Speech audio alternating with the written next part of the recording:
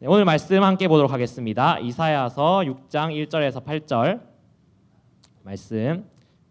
네, 제가 한 절 읽고 여러분들 한 절 읽고 돌아가면서 교독하도록 하겠습니다. 1절 제가 읽겠습니다.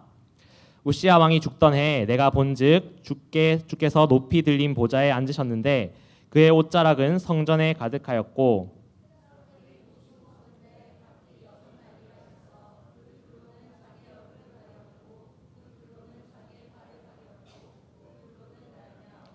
서로 불러 이르되 거룩하다 거룩하다 거룩하다 만군의 여호와여 그의 영광이 온 땅에 충만하도다 하더라. 화답하는 자의 소리로 말미암아 문지방에 터가 요동하며 성전에 연기가 충만한지라.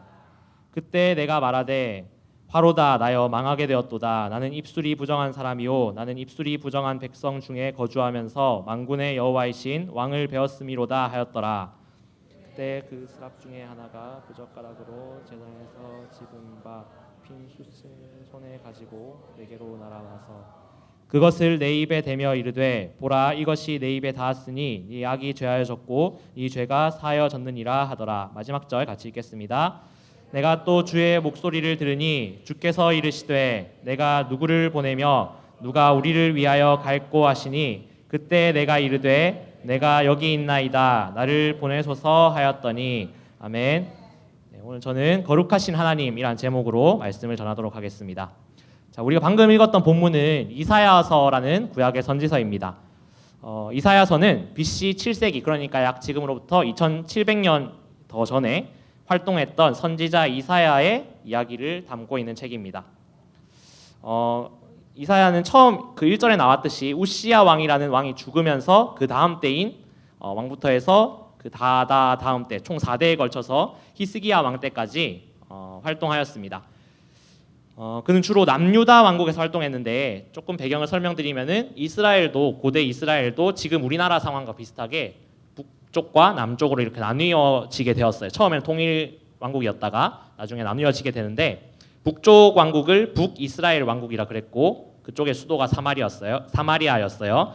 그리고 남쪽에 있는 왕국을 유다 지파를 중심으로 해서 생긴 왕국이라고 해서 남유다 왕국이라 그랬고 그곳의 수도가 예루살렘이었어요. 그래서 이 이사야 선지자는 남유다의 예루살렘에서 사역을 했는데 여러 왕들하고 이렇게 친밀하게 막 대화를 하는 장면이 나오기 때문에 아마 이 선지자는 귀족 출신이 아닐까라고 추정을 하기도 합니다. 이 상황이 좀 어땠냐면요. 남유다 왕국과 북이스라엘 왕국을 갈라지면서 국력이 조금 약해졌었는데 그 상황에서 북이스라엘은 아수르 그 세계사에서 저희가 보통 아시리아라고 배우는 그 나라에 의해서 침공을 당해서 북쪽이 망해요. 그러고 남쪽만 남은 상황에서 겨우겨우 이렇게 뭔가 연명을 하다가 우시야 왕 때 그 이사야가 사역을 시작했던 우시야 왕 때는 제법 나라가 잘 살게 돼요. 외교를 잘해가지고 그래서 좀 부국 강병을 좀 이루고 좀 번영을 이루었는데 그 왕 때 아주 영적으로 타락했다라고 성경에 이제 나옵니다. 그래서 정치와 경제에서도 잘못된 일에 불이한 일들이 많이 일어나는 그런 시대였고 그러다가 이사야 선지자가 이제 활동을 막 시작할 때쯤에 우시야 왕이 죽을 때쯤에 아수르에서 다시 이스라엘 쪽으로 침공을 옵니다. 그래서 예루살렘이 막 포위되고 이렇게 남유다 왕국이 쑥대밭이 되는 그런 상황에서 예루살렘에서 이사야가 주로 사역을 많이 하게 돼요. 자, 그 상황 중에서 6장은 특히 어떤 장이냐면은 이사야 선지자가 처음으로 하나님의 말씀을 받게 되고 선지자로서 활동하게 되는 장면을 그리는 장면이라고 해서 소명을 받는다라고 해서 소명장이라고도 많이 해요. 네, 지금 제가 설명을 좀 이렇게 하니까 표정이 조금 안 좋아지시는데, 네, 제가 오늘 역사 설명할 건 아니고요. 오늘 제가 조금 중점을 두고자 하는 거는 이사야 선지자의 역사적인 상황에 대한 초점을 맞추는 게 아니고 그걸 물론 아시면 좋겠지만 제가 초점을 맞추고자 하는 부분은 이사야 선지자가 오늘 만났던 거룩하신 하나님이 어떤 분이신가 여기에 좀 포인트를 두고 설교를 하고자 합니다. 이사야 선지자의 사역은 거룩하신 하나님을 직면하는 데부터 시작했어요. 그래서 이 장면을 한 번만 더 쉬운 성경 버전으로 한번 보도록 하겠습니다. 쉬운 성경 한번 띄워주시겠어요? 네, 제가 그냥 한번 읽을 테니까 여러분들 눈으로 한번 따라와 보세요. 우시야 왕이 죽던 해에 내가 보니 주께서 높이 들린 보좌 위에 앉아 계셨다. 그리고 주의 옷자락이 성전을 가득 채우고 있었다. 주님의 위쪽에는 스랍이라고 하는 천사들이 서 있었는데 스랍들마다 각각 날개가 6개씩 달려 있었다. 두 날개로는 얼굴을 가렸고 두 날개로는 발을 가렸으며 두 날개로는 날아다녔다.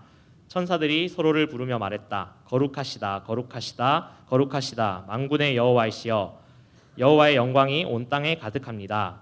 스랍들이 내는 소리 때문에 문지방이 흔들리고 성전의 연기가 가득 찼다. 내가 말했다.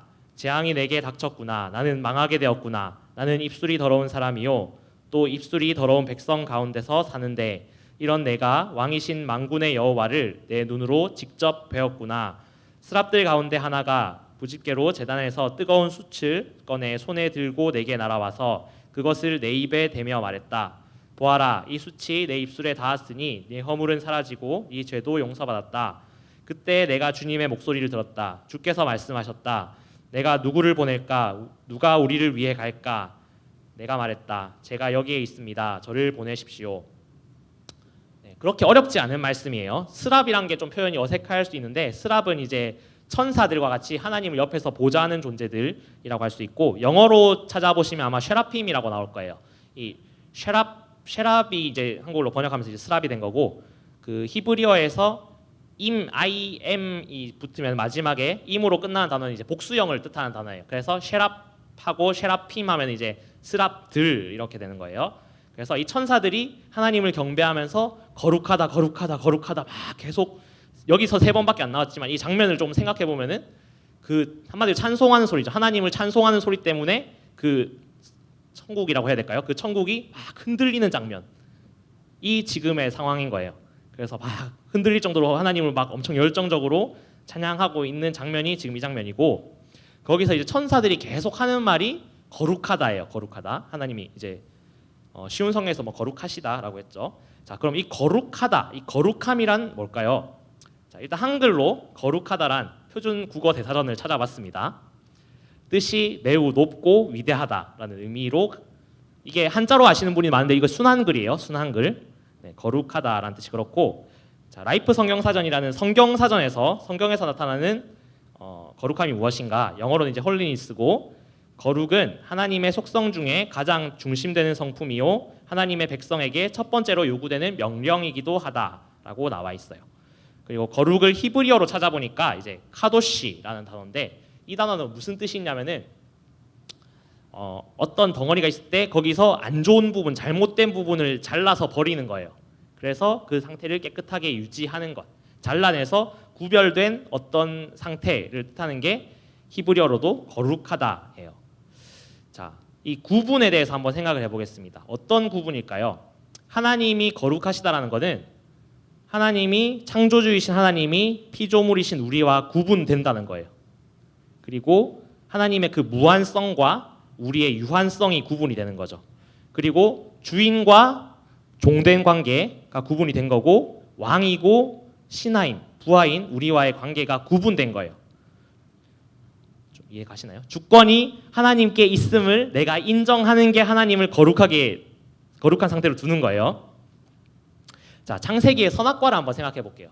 자, 선악과가 보통 이렇게 생각하죠. 뭐 선악과가 사과인지는 알 수 없지만 보통 막 사과처럼 막 이래 영화나 이래 그림 같은 데 나오잖아요. 어쨌든 그 사과 같은 어떤 열매를 따먹었어요. 그래서 하나님의 명령을 어겼으니까 너네 뭐 이제부터 죄인이야 이렇게 생각을 보통 많이 하시는데 선악과를 어떻게 좀 더 생각하면 쉽냐면은 선악과는 하나님과 인간의 경계를 구분하는 장치예요.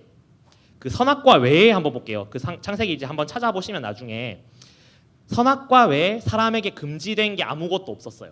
모든 열매를 먹어도 되고 모든 곳에 가도 되고 그리고 모든 동물들과 막 소통하면서 거기서 이름을 지어줬다라는 얘기가 나오는데 이름을 지어준다라는 거는 한마디로 그거에 대한 통치권이 있다는 고대에는 그런 개념이었어요. 내가 덕진이한테 이름을 지어주면은 덕진이가 제 부하가 되는 거예요. 고대의 개념에서 그것처럼 아담이 동물들에 이렇게 이름을 지어준다는 개념 자체가 그 모든 에덴 동산의 통치권이 있다라는 거죠. 자, 그런데 유일하게 금지된 게 선악과였고 그 금지의 명령을 내리신 게 하나님이었어요. 그러면 그 금지의 명령을 내리신 분이 우리보다 이제 높다라는 거죠. 그 유일한 장치가 하나님과 인간을 구분짓는 유일한 장치가 이제 선악과였던 거예요. 자, 그 전까지는 우리가 하나님의 대리자로서 하나님의 형상으로서 이 땅을 통치를 했어요. 그거는 우리가 하나님의 하나님됨을 인정할 때만 누릴 수 있는 권한이었던 거예요. 근데 선악과를 내가 먹는다는 거는 단순히 열매 하나를 훔쳐 먹는다는 개념이 아니라 하나님의 명령을 내가 거부하겠다는 거예요. 내가 그 사탄이 뱀으로 나타나서 유혹할 때도 그렇잖아요. 너가 선악과를 먹으면 하나님과 같이 될 거야라는 게 사탄의 유혹이에요. 그러니까 인간이 더 이상 유일한 이 장치마저 이제 없애고 내가 하나님처럼 되고 싶다. 이게 선악과의 죄였어요. 그걸 또 실행한 게 죄였죠. 자, 하나님은 나의 주인이시고 내가 종이고 하나님이 나의 왕이시고 내가 부하고 신하고 하나님이 창조주이시고 내가 피조물이구나라는 이 당연한 진리를 선악과를 보면서 기억할 수 있었는데 그게 이제 제거된 거예요.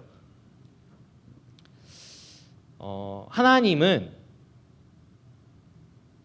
인간과의 관계에서 하나님 되심을 인정 안 하는 것을 인정하실 수가 없는 분이에요. 자, 좀 다르게 설명할게요. 좀 말 쉽게. 자, 하나님을 인정하지 않는 인간을 하나님이 용납하실 수 없는 거예요. 왜냐하면 그게 공의의 하나님이기 때문에. 자, 이거에 대해서 조금 더 제가 디테일한 좀 설명을 들어갈 거예요. 인간이 하나님과 같아질 수 있으면 좋겠지만 그게 불가능하기 때문에 우리가 인간인 거예요. 하나님처럼 돼서 우리가 하나님 없이 잘 살면 다행인데 하나님을 거부하고 나니까 인간에게 죽음이 들어왔어요. 그게 진짜 죄라는 거죠. 그래서 그 결과는 지금 몸의 죽음뿐만이 아니라 몸이 죽고 나서도 영원한 죽음, 이제 지옥이라 그러죠. 영원한 죽음에 이르게 되는 게 지금의 우리의 상태고 결과예요. 그래서 잘 보면은 이 죄가 죄를 낳아요. 아담의 아들인 가인이 동생 아벨을 죽인 것은 어떻게 보면 이상한 게 아니에요. 인간 속에 죄가 들어왔으니까 하나님이 더 이상 없으니까 하나님의 다른 명령들이 중요하지 않은 거죠. 사람을 사랑해야 된다라는 하나님의 명령이 나한테 더 이상 중요하지 않으니까 내 의견과 다르고 그리고 나보다 저 아벨이라는 사람이 더 인정받으니까 가인이 하나님이 두렵지 않으니까 아벨을 죽일 수가 있게 되는 거예요. 모든 죄의 속성에 대해서 조금 더 깊이 생각해 보시면은 아마 그걸 발견할 수 있을 거예요. 내가 하나님을 인정 안 하기 때문에 죄가 나타나는 거예요. 자, 어쨌든 조금 넘어가겠습니다. 하나님께서는 사람을 포기하지 않으셨어요. 구원의 길을 여셨어요. 그 길을 열기 위해서 거룩한 사람을 택해 가세요. 자, 여기서 거룩하다가 하나님이 아닌 사람에게 사용될 때 거룩하다는 여기서도 마찬가지로 구분된 사람을 의미하게 됩니다. 자, 이 거룩한 사람들은 하나님과 사람의 존재를 바르게 인식하고 구분할 수 있는 사람이 성경적인 거룩한 사람이에요. 아까 전에 제가 얘기했었죠. 거룩함이란 하나님과 창조주와 피조물인 우리와의 관계를 구별하는 것이고 구별되신 분이 하나님이시고 진짜 성경에서 말하는 거룩한 사람들은 이 관계를 예전에 그 관계를 회복한 사람들 그리고 회복하여서 그걸 인식하는 사람들이에요. 자, 조금 다르게 얘기를 해볼게요. 자, 세상의 죄는 이렇게 얘기해요. 사람들한테 요즘 무신론 혹은 다신론도 마찬가지고 이걸 잘 생각해 보면은 결론이 이거예요. 너가 신이야. 네가 네 인생의 주인이야. 많이 들어보는 얘기죠. 그리고 너 마음대로 할 수 있어. 그리고 영어로 하면 just do it. 이게 우리가 아주 좋은 대사처럼 생각하는데 잘 생각해 보면은 그냥 내 마음대로 해도 된다라는 게 아주 성경적이지 않아요. 그래서 혼돈의 시대였던 사사 시대에 성경은 이렇게 나와 있어요. 사사기 17장 6절 한 번만 볼까요? 자, 한번 같이 읽어봅시다. 시작. 그때에는 이스라엘에 왕이 없었으므로 사람마다 자기 소견에 옳은 대로 행하였더라. 네, 이게 거룩하지 않은 거예요. 성경적으로. 여기서 왕이 없다라는 말이 이스라엘 아직까지 사사라는 그 시대적인 상황 속에서 정치적인 왕이 세워져 있지 않다라는 얘기이기도 하지만 그전처럼 더 이상 하나님을 왕으로 인정하지 않고 내 맘대로 살겠다라는 게 이 사사 시대의 특징이거든요. 그래서 하나님이 주신 율법을 안 지켜요. 십계명을 안 지키고 내 맘대로 이게 내가 하는 게 곧 법이다. 이렇게 살아가고 있는 것이 사사 시대예요. 지금 우리 시대는 이것보다 더한 시대를 우리가 살고 있어요. 우리는 물론 하나님을 왕으로 따르겠다고 고백하면서 이 자리에 와서 하나님의 법대로 살기 위해 노력하고 있지만 세상의 큰 흐름은 지금 점점 절대적인 진리가 없고 절대적인 규칙이 없고 내 마음대로 살겠다고 하는데 익숙해져 있어요. 세상은 이렇게 말합니다. 너에게 왕이 없다. 네가 왕이다. 네가 하고 싶은 대로 하면 된다라고 가르치지만 하나님께서 구분하신 거룩한 자들은 진짜 왕이 계시다라는 것을 알고 있어요.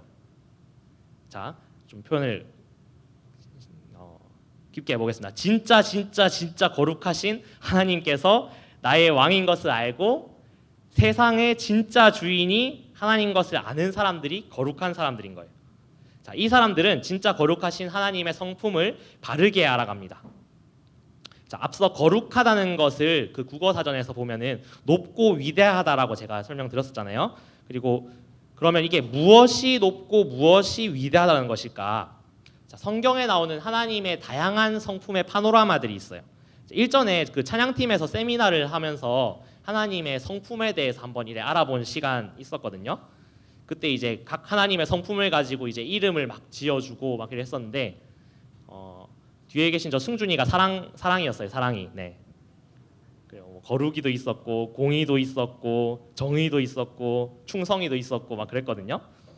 네, 그때 아주 많은 단어들이 나왔는데 한번 읽어볼게요. 사랑, 정의, 공의, 인자, 자비, 은혜, 희락이 다른 말로 이제 기쁨이죠. 그리고 충성, 영광, 진리 등등 우리가 생각하는 이 많은 단어들이 좋은 단어들이죠. 좋은 거 다 갖다 붙여놨죠. 이 좋은 단어들이 다 하나님의 성품인 거고 우리가 하나님을 닮았기 때문에 그 성품을 우리가 이야기할 때 우리는 저 사람이 좋은 사람이다라고 인식하게 되는 거죠. 사랑이 많은 사람이다 하면 우리가 좋게 인식하잖아요. 나쁜 사람은 인식 안 하잖아요. 충성된 사람이다. 하나님의 충성된 사람이다. 이러면 되게 좋게 인식하고 자비로운 사람, 인내하는 사람 이런 얘기들이 나올 때 우리는 좋다라고 인식해요. 자, 근데 하나님이 거룩하다라는 것은 물론 그 한 성품이기도 하지만 이 모든 하나님의 좋은 성품이 인간과 비교할 수 없을 정도로 확실하게 구분되고 위대하고 높다라는 뜻이 또 거룩하다라는 뜻이에요. 자, 여기서 우리가 너무 이렇게만 생각하다 보면 하나님이 너무 높게 크게만 계신 분으로 생각하는데 하나님의 거룩하심은 단순히 크고 높은 곳뿐만 아니라 가장 작고 낮은 곳까지도 계신 거예요.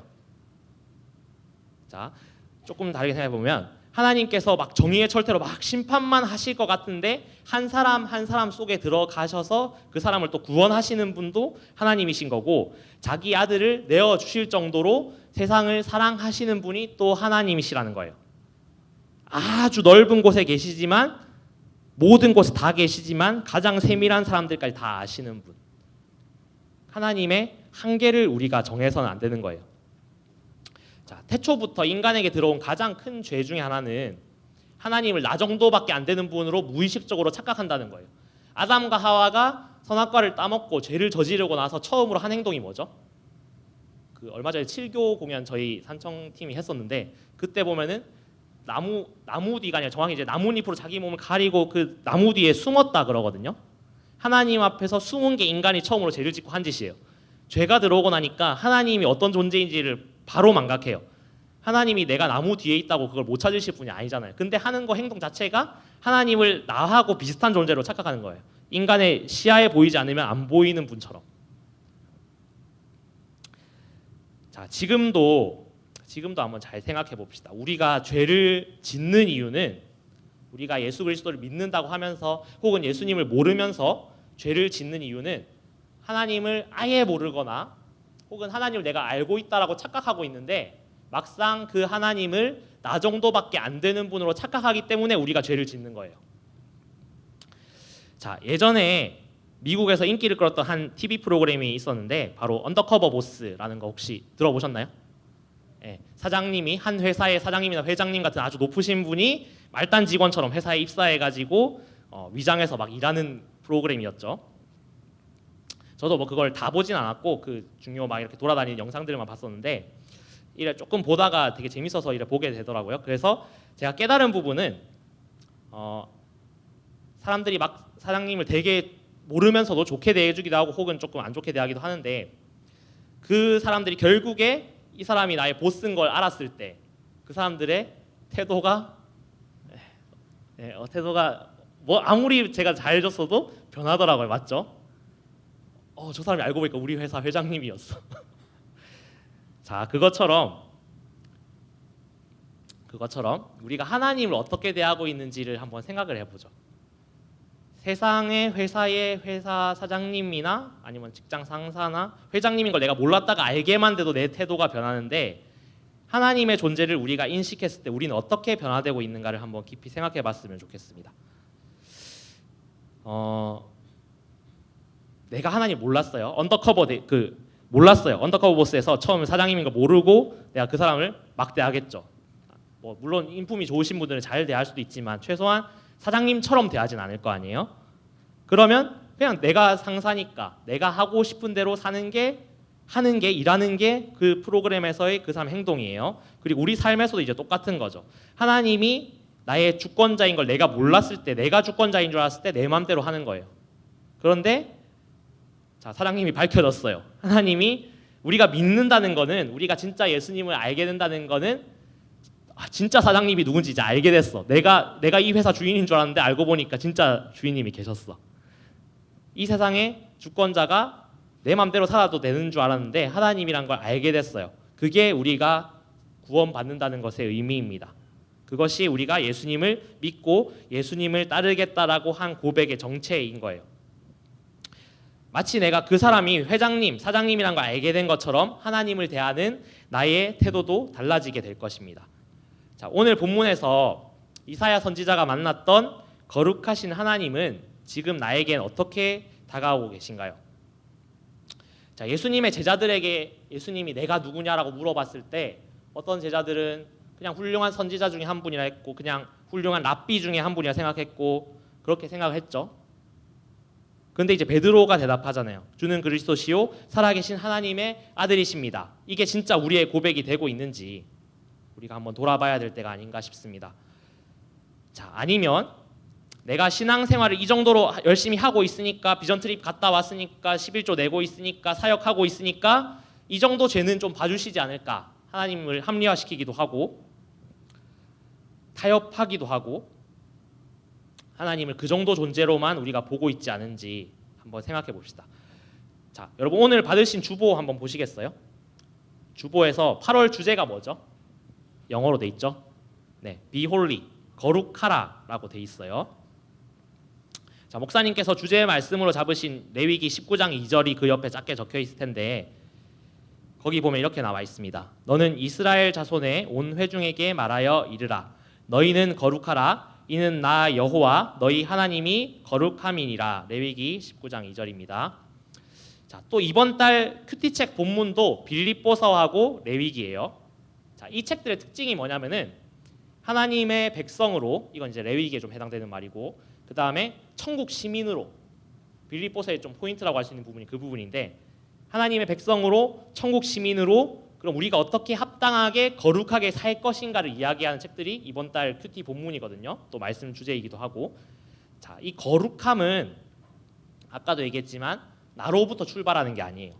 아까 전에 얘기했지만 거룩함은 우리와 완전히 구분되신 그 하나님의 원래 성품이에요. 그래서 하나님이 거룩하신 분이에요. 우리가 뭐라고 하든, 우리가 욕을 하든 찬양을 하든 예배를 드리든 하나님은 거룩하신 분이에요. 우리가 어떻게 한다고 해서 하나님의 거룩함이 조금이라도 더해지거나 깎이지 않아요. 하지만 하나님은 우리가 그분의 거룩함에 참여하는 걸 원한다고 하세요. 우리가 그 거룩함에 참여하지 못하면 우리는 그 처음에 예정된 대로 죽을 수밖에 없어요. 자, 또 사람의 거룩함에 대해서 제가 잠깐 얘기했습니다. 하나님이 창조주이시고 왕이시고 나의 주인 되신다는 것을 바로 아는 것이 거룩한 사람이라고 했습니다. 하나님께서 우리에게 분명한 명령을 주셨어요. 내가 왕에게 명령을 받았어요. 혹은 회사에서 상사에게 명령을 받았어요. 저는 어떻게 해야 되죠? 그 명령을 지켜야 돼요. 물론 퇴사할 수 있겠죠. 목사님이 하라고 했는데 제가 하기 싫으면 이 교회를 나가면 되겠죠. 하지만 내가 계속 있고 싶다면, 그 하나님의 통치 아래에 바로 있고 싶다면, 하나님 나라에 소속된 시민이고 싶다면 그 나라의 법을 지켜야 돼요. 그래서 그 법이 뭔가, 성경을 이렇게 엑기스만 짰을 때 사랑이라고 하잖아요. 그래서 하나님을 사랑하고 이웃을 사랑하라라는 법이 있었고, 여기서 이제 파생됩니다. 여기서 되게 단순하게 끝나는 게 아니라 여기서 파생되는 것들이 어떤 십계명의 법이 될 수도 있어요. 하나님만을 예배하라. 우상을 섬기지 말라. 결국 그거죠. 하나님만 예배하라. 하나님도 예배하지 말고 하나님만 예배하라. 그리고 살인하지 말라. 음란하지 말라. 도둑질하지 말라. 부모님을 공경하라. 거짓말하지 말라. 그리고 신약에서 이게 나오는 예수님의 그 복음을, 예수님이 우리를 위해 돌아가셨다는 것을 이 땅 끝까지 전파하라. 이게 우리가 받은 명령들이에요. 맞죠? 그래서 우리가 지금 비전 트립도 가고 사역도 하는 이유가, 왜냐하면 하나님의 이 명령에 따라 살기 위해서. 이 말씀들이 우리가 날마다 묵상하는 신구약 성경 말씀 전체를 통해서 우리에게 하나님께서 주시는 명령이에요. 자, 여러분, 이 명령을 어떻게 하시겠습니까? 그리고 이 명령이 하나가 아니죠. 하나인 것 같지만 하나가 아니고, 나는 이 명령을 잘 지키고 있으니까 다른 명령을 안 지켜도 돼가 아니고, 하나님이 주신 것은 이 명령들을 바르게 다 지켜가는 삶을 우리에게 요구를 하세요. 자, 설교를 맺을 겁니다. 되게 짧죠? 자, 마지막 포인트만 잘 들어주세요. 찬양팀 먼저 나오셔도 괜찮을 것 같고, 자, 설교를 맺기 원하는데, 자, 거룩함이 하나님의 속성이라고 했어요. 그리고 두 번째, 거룩한 하나님에게는 그 하나님 자체의 거룩하신 속성이고, 두 번째로 그의 백성들에게는 그 백성들을 향한 명령이라고 했어요. 거룩하신 하나님을 인정하고 나와 그분을 바르게 구별하는 것이 성도들의 거룩함인 거예요. 자, 하나님과 나의 관계가 바르게 되었다면 나는 그분의 명령에 따라 살 수밖에 없습니다. 그렇기 때문에 거룩의 다른 말이 성결함인 거예요. 깨끗함인 거예요. 하나님 따라 살기 때문에. 하나님께서 우리를 구분되어 깨끗하게 살기를 원하시기 때문입니다. 자, 우리가 살아갈 때 거룩하게 살기 힘들다는 것을 저도 너무 잘 알고 있어요. 저도 거룩하지 못하거든요. 저도 스스로에게 거룩하게 살 힘이 없다는 걸 알아요. 그러나 그때 나의 무능함이나 나의 연약함에 집중하지 말고 하나님의 거룩함을 먼저 바라봤으면 좋겠어요. 우리가 거룩해지는 것은 내가 더러운 일을 하지 않는 게 아니라 깨끗하고 성결하시고 완전하신 하나님을 바라보는 거예요. 제가 이 말씀을 준비하면서 생각했습니다. 왜 세상이 이렇게 두려울까? 왜 세상에 살기가 이렇게 힘들까? 이런 걸 생각했을 때 우리가 세상에서 왜 거룩한 영향력을 나타내지 못할까라는 이유를 생각했을 때 결론이 하나더라고요. 거룩하신 하나님을 우리가 제대로 바라보고 있지 못해서. 왜 우리는 크리스천으로서 이 땅에 온전하게 살지 못하는가? 믿음의 선배들처럼 이 땅을 진짜 힘있게 복음을 전하면서 살지 못하는가? 우리가 하나님을 제대로 안 바라보고 있기 때문이었어요. 저도 그래서 되게 많이 회개를 하면서 이 설교를 준비했습니다.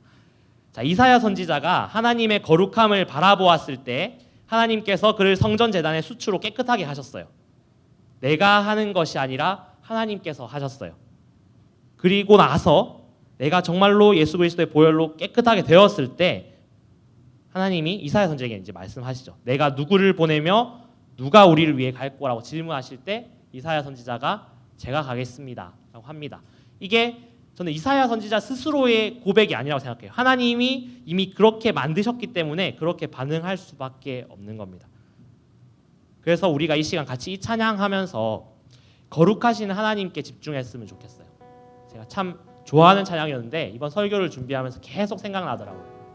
우리가 많은 이 찬양 말고도 많은 찬양들이 하나님의 거룩하심에 대해서, 놀라운 성품에 대해서 이야기하는데 우리가 입으로만 달달달 그 찬양을 외울 뿐이지, 그냥 이 찬양 좋아할 뿐이지 진짜 거룩하신 하나님께 집중하고 있지 않다는 것을 깨닫게 됐습니다. 우리 이 찬양의 고백이 진짜 우리의 고백이 됐으면 좋겠어요. 우리 주님이신 하나님, 영광과 존귀를 받기에 합당하신 하나님이 나의 주인이 되십니다. 나의 창조주가 되십니다. 나의 왕이 되십니다. 라고 우리가 같이 고백하기 원합니다. 이 찬양 함께 부르고 우리가 계속해서 기도하며 나아가겠습니다.